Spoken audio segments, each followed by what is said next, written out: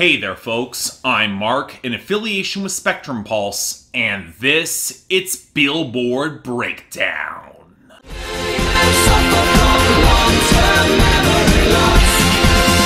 I don't remember. You know, normally Billboard is a little bit more organized when they delineate when their tracking year begins and ends. Seemingly not this year, though. A lot of this is tied into some of the messiness that came when they adjusted their tracking week to be closer to the current activity instead of being so far post-dated. But since the calendar doesn't exactly correlate to that, this could well be counted as a 53rd week in 2019 or the first week of 2020. It's annoying to say the least, but I'll adjust my records and thumbnail as we get new information. Although, given how bad this week is, we can probably just disregard it altogether. Anyway, some of that's just bureaucratic info surrounding our top 10, where, as I predicted, Circles by Post Malone finally sees the number 1. Now, keep in mind, it's not exactly dominant here. Strong in all categories, but not on top in any of them. But thanks to slicing down that airplay margin and maintaining its strength in sales and streaming, it's on top over Someone Like You by Lewis Capaldi falling to number 2. Although, given how it's bleeding in all channels, that might have been inevitable. Hell, it could well get eclipsed by Good As Hell by Lizzo up to number 3, taking the top spot on the radio with consistently better sales, but that streaming's just not where it needs to be. Then we got Memories by Maroon 5 rising up to number 4 with even better sales and a consistent radio push. Streaming is still slow to get on board though. That might hold it back. Good. Then we got Lose You to Love Me by Selena Gomez rising up to number 5. And honestly, if I'm putting money on a song that might have more longevity, it's probably this one, especially given its strength in all channels. It's certainly holding up over Señorita by Shawn Mendes and Camila Cabello, stumbling down to number 6 as it loses in all categories. Which takes us to the bizarre survival for No Guidance by Chris Brown featuring Drake, still at number 7. Yeah, the radio decline has been painfully slow and it still has streaming, but you'd think it'd collapse a little bit by now. Now granted, it could face real competition from the newest entry to the top 10, Everything I Wanted by Billie Eilish smashing in at number 8, riding huge sales gains and a ton of streaming, but as expected, radio is going to be slow to catch up. So while it might fall back a little bit next week, it still is an impressive boost. Hell, blew right past 10,000 Hours by Dan and Shay and Justin Bieber, which was still up to number 9 because the radio loves it, albeit the softer sales and collapsing streaming do raise some questions about the long-term viability that I expected. Finally, clinging on to number 10, we have Truth Hurts by Lizzo, which despite a tiny recovery on sales, took a serious blow across the board. I would expect this to be out of the top 10 sooner rather than later. And honestly, I'm kind of okay with that. But while we're on that subject, let's talk about our losers and dropouts. And there's not really much worth talking about in the latter category beyond the expected exit for My Type by Saweetie nabbing its year-end spot, and What Happens in a Small Town by Brantley Gilbert and Lindsay L, along with Living by Dierks Bentley falling considerably short. But our list of losers was a little bit more scattered than I was expecting, so let's go through the expected ones first. Hot Shower by Chance the Rapper, Main TYO, and DaBaby kept sliding down to number 96. Hot Girl Summer by Megan Thee Stallion featuring Nicki Minaj and Ty Dolla $ign hit 79. And off the debuts last week, Tusa by Karol G and Nicki Minaj fell to 92. And Yellow Hearts by Ant Saunders tumbled down to 98. Good. And while I'm not all that pleased about it, I'm also not surprised that even though I'm leaving by Luke Combs stepped back a little bit to 25. It's gonna be short of 2019's year-end list from what I can tell, but given how consistent its radio is, I can see it making next year's. Maybe? I mean, the rest of our losers, they fall out pretty quickly. Money in the Grave by Drake featuring Rick Ross making its expected exit down to 46. Follow God by Kanye West continues to fall down to 52. 223s by YNW Melly and 9 Glock 9 and 56. Liar by Camila Cabello getting its radio pulled to fall down to 72. Stuck in a Dream by Lil Mosey and Gunna tumbling back to 82. And in the category of mediocre quasi-country, Every Little Thing by Russell Dickerson sliding to 73. And Good Vibes by Chris Jansen at 84. Now that being said, it doesn't precisely mean that our gains and returns are all that good. Yes, it's nice that the continued build-up for his album, Lights Up by Harry Styles, is back at 77, but he did have to bring back Diplo and Morgan Wallen to number 90 with Heartless, and when we look at the gains proper, man, this list is frustrating. I've already mentioned Billie Eilish surging into the top 10, but what worries me is Roxanne by Arizona Zervis surging up to number 12 on his Post Malone rip, along with Jerry Sprunger by Tory Lanez and T-Pain riding the album boost up to 44. What caught me a little by surprise was the continued sales success for Lover by Taylor Swift, which picked up considerably to 15 to seemingly seal as a year-end list spot for 2019. Now, what didn't surprise me was the massive video success for Bop by DaBaby to vault him all the way up to 18.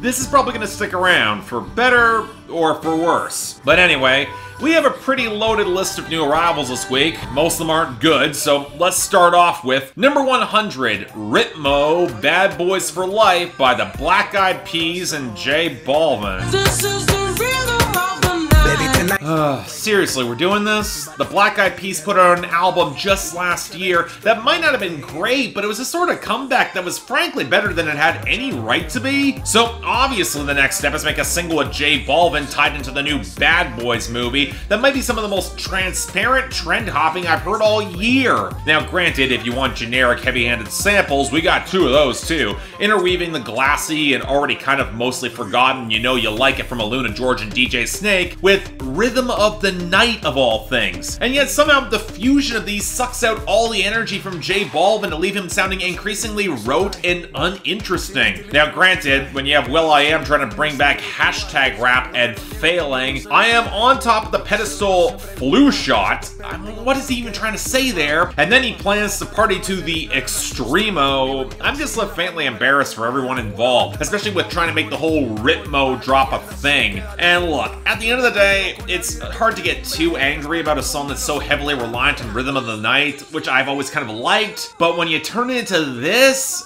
what a waste. But while we're on that topic, number 99, Hell Right by Blake Shelton featuring Trace Adkins. Friday night somewhere in America. By the nine hells, Blake Shelton, God's Country is one of the best singles of your career, and you think the obvious follow-up is this? I don't care if it's only here because you're pushing a late-period greatest hits compilation. There's a good reason country radio was reticent to this song, because it sucks. Blake Shelton is trying to rap as if it's 2013 again, anchored less in Trace Adkins' bass voice and more on the heavy overdubs and the incredibly clunky attempt at a groove, which is what you get when you have a song that's a Frankenstein together like this. And I'd even be somewhat forgiving of this if the instrumentation had some smolder or swag or tried to sound a little badass, but the hook is this big oversold bro country thing all in major chords that's got no real atmosphere. And when the content is this meat-headed, you can basically drop it in any checklist bro country song circa 6 years ago. Is there any reason at all to give this a pass?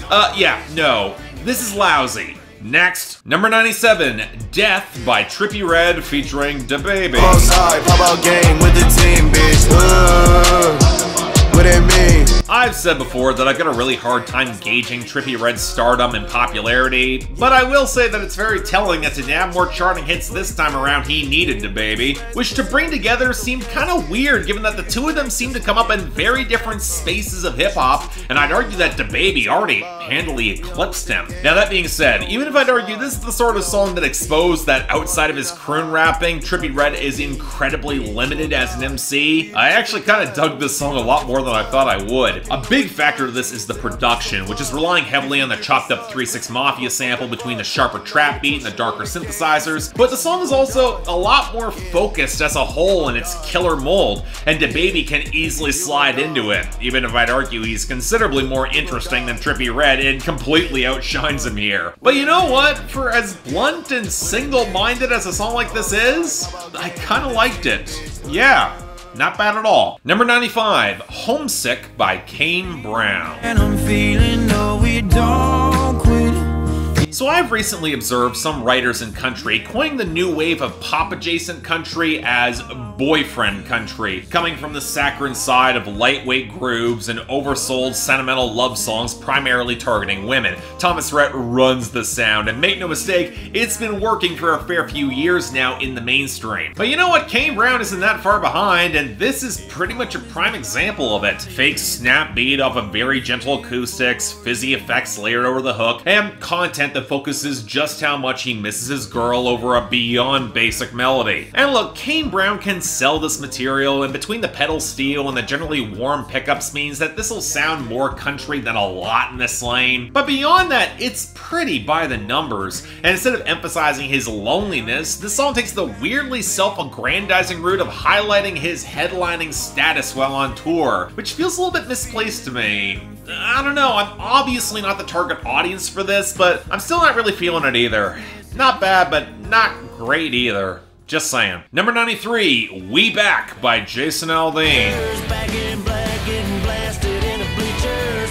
Hey everyone, did you know that Jason Aldean put out a new album? Better question, did you care? Has there ever been any real reason to care about new Jason Aldean music in 2019, or really for the past couple of years? Anything all that unique or potent that would make me want to check out his 9th album with the descriptive title of 9? Well, here's the single, and immediately the exasperation clicks in because the cheap drum machines don't match the heavier sizzle of the guitar layering at all, and even when the limp live drums slide in with really bad cymbal pickup, we're still stuck with no significant groove because the bass guitar is considered an afterthought. If you're making country rock, this is the sort of choice that will cripple a song, especially when the bridge tries to be a little bit off kilter and just sounds messy in the transition, even with all the guitar wankery. Now, more bizarre is that for as much as this song is trying to oversell a lot of rock star posturing, it just feels utterly gutless and so pedestrian. Jason Aldean is back, but so what? What does this add, and what makes this any different than any other obvious opening set song he's put out? Especially when it's just not better than Lights Come On. So yeah, this is also pretty crappy. Next, number 89, Up All Night by Khalid.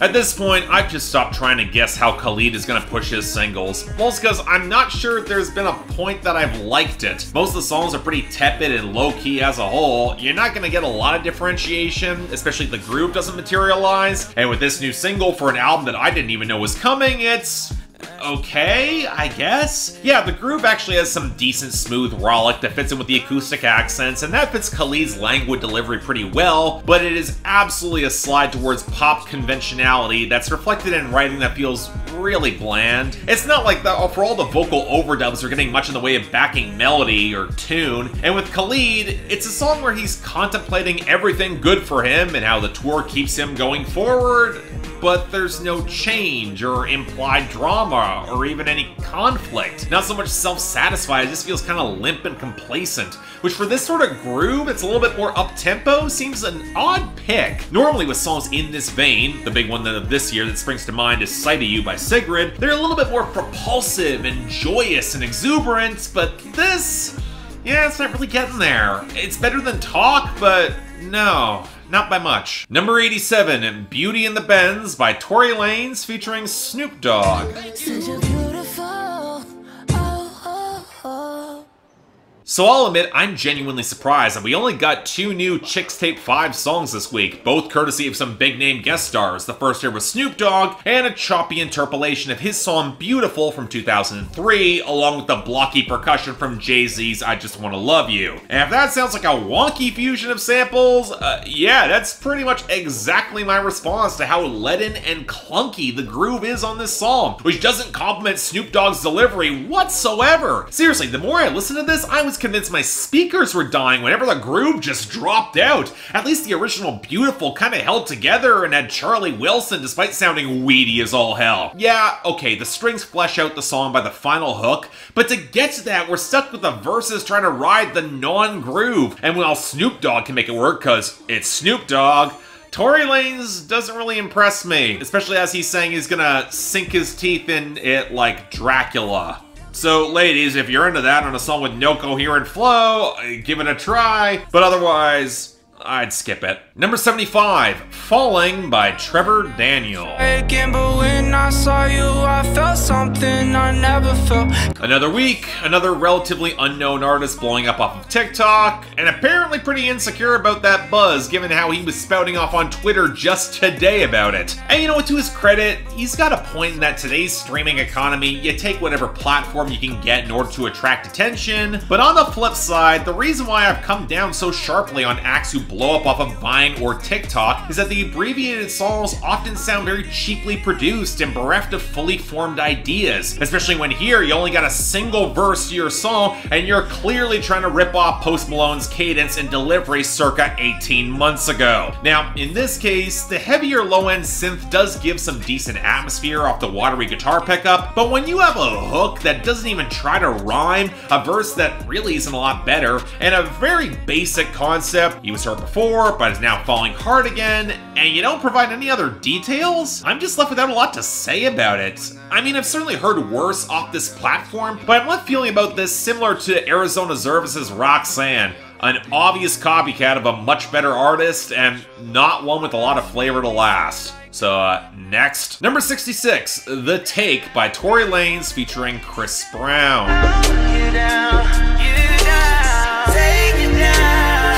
Okay, second Tory Lanez cut, and one sampling a Chris Brown song that I actually remember liking a fair bit from arguably his best album, 2007's Exclusive. Now, granted, upon revisiting that song, the entire track is way more oversold than it should be, especially with that leaden percussion and the squealing wails of synth and guitar, but it is still decent enough. So clearly what's best to do is smother the distinctive sample behind a lot of pitch shifting, shove it into the background, and then emphasize the bassy knock instead, which without the more melodic blending only serves to highlight just how much Chris Brown and Tory Lanez's delivery today is dependent on really tinny autotune. It's genuinely alarming how much of the song just cannot match the original and somehow feels just as lacking in dynamics, and that's before you get the lyrics where Tory Lanez goes full sexually explicit, talking about splitting legs like dividends and that she's gobbling like it's Thanksgiving. Ladies, again, how in the nine hells does any of this sound appealing?